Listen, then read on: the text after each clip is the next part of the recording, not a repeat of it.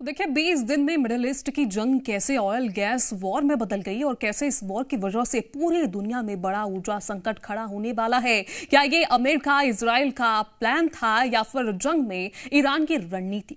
Middle east की जंग में ये ऐसा ट्विस्ट है जिसे लेकर दुनिया भर के एक्सपर्ट्स बड़े खतरे की आशंका जता रहे हैं।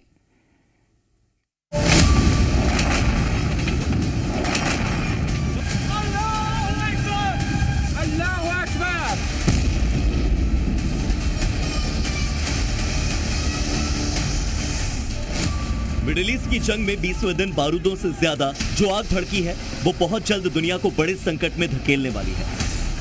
इसकी आहट तेल और गैस प्लांट की धधकती आंच दे रही है। 18 मार्च को ईरान का प्लांट इजराइल ने उड़ा दिया तो 19 मार्च को कतर के LNG प्लांट पर ईरान ने अटैक कर दिया। ये दोनों हमले बता रहे हैं कि मिडिल ईस्ट में चल रही जंग सिर्फ सैन्य टकराव नहीं रहा, बल्कि बीते 24 घंटे में ये सीधे सीधे एनर्जी वॉर में बदल चुका है।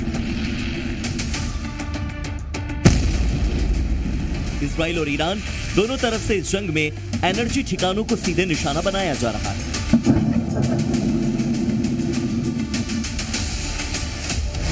ऊर्जा ठिकानों को निशाना बनाने की शुरुआत इजराइल की तरफ से की गई। 28 फरवरी से शुरू हुई जंग में इजरायली सेना ने ईरान के तेल गोदाम और गैस प्लांट पर हमले शुरू किए। ईरान के साउथ पार्स गैस फील्ड पर इजराइल ने अटैक किया। खाड़ी के नीचे मौजूद ये गैस फील्ड दुनिया का सबसे बड़ा गैस फील्ड है। ये ईरान और कतर के बीच बटा हुआ है। ईरान की तरफ इसे साउथ पार्स और कतर की तरफ इसे नॉर्थ फील्ड कहा जाता है। बुधवार की रात इजराइल ने ईरान के हिस्से वाले साउथ पार्स पर हमला कर दिया, जो दुनिया के सबसे बड़े गैस रिसोर्स का हिस्सा है। इस गैस फील्ड के बड़े हिस्से में आग लगी और ईरान ने इसी गैस फील्ड के कतर वाले हिस्से को तबाह कर डाला। ईरान के हमले से कतर के सबसे बड़ी गैस फील्ड में आग लग गई। ये फील्ड रास लफान में है और जिसे ईरान के मिसाइल ने निशाना बनाया है।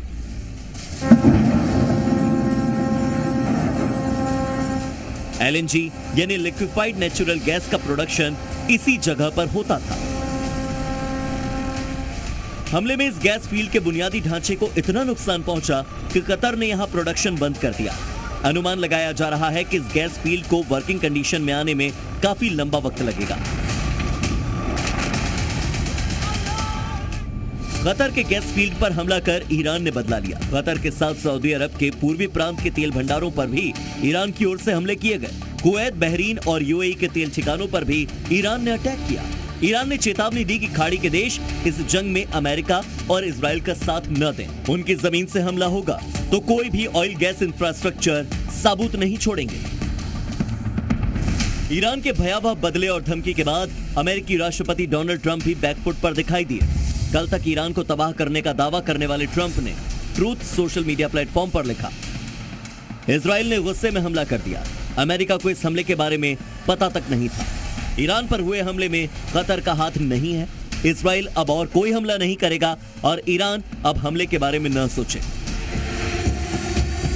ट्रंप के इस लहजे से साफ लगता है कि वो इजरायली हमले से हाथ झाड़ रहे हैं। स्ट्रेट ऑफ हॉर्मुज की नाकेबंदी तोड़ने में वो पहले ही नाकाम रहे हैं। अब इजरायली हमले ने उनकी मुसीबत दोगुनी कर दी है। इससे पहले ईरान के स्कूल पर इजरायली हमले को लेकर भी डोनाल्ड ट्रंप ने यही कह दिया था कि इस हमले की जानकारी तो उन्हें थी ही नहीं। इसके बाद इजराइल ने ईरान के तेल गोदाम को उड़ाया तो ट्रंप फिर यही बोले कि इजराइल को ऐसे हमले नहीं करने चाहिए।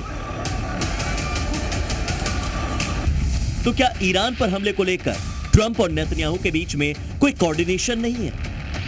इजराइल अपनी मर्जी से ईरान के तेल गैस इंफ्रास्ट्रक्चर को ध्वस्त करते जा रहा है। ईरान इन्हीं हमलों का बदला ले रहा है। विदेशी एक्सपर्ट्स के मुताबिक ईरान को अब जंग में हार जीत की परवाह है ही नहीं, बल्कि ऐसे हमले के साथ ऐसा ऊर्जा संकट खड़ा करना चाहता है वो, जिससे कि ट्रंप जंग रोकने के लिए मजबूर हो जाएं, उन पर हर्जाना देने का दबाव बढ़ जाए। इसकी शुरुआत हो चुकी है। क्रूड ऑयल में आग लग चुकी है। 20 दिन में वो 45% महंगा हुआ।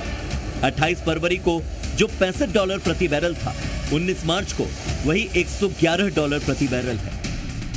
सोचिए 20 दिन की जंग में तेल और गैस का संकट इतना बड़ा हो चुका है, तो आगे की घमासान में और क्या क्या होना बाकी है। दुनिया खाना और पानी से ज्यादा तेल और गैस के लिए तरसेगी।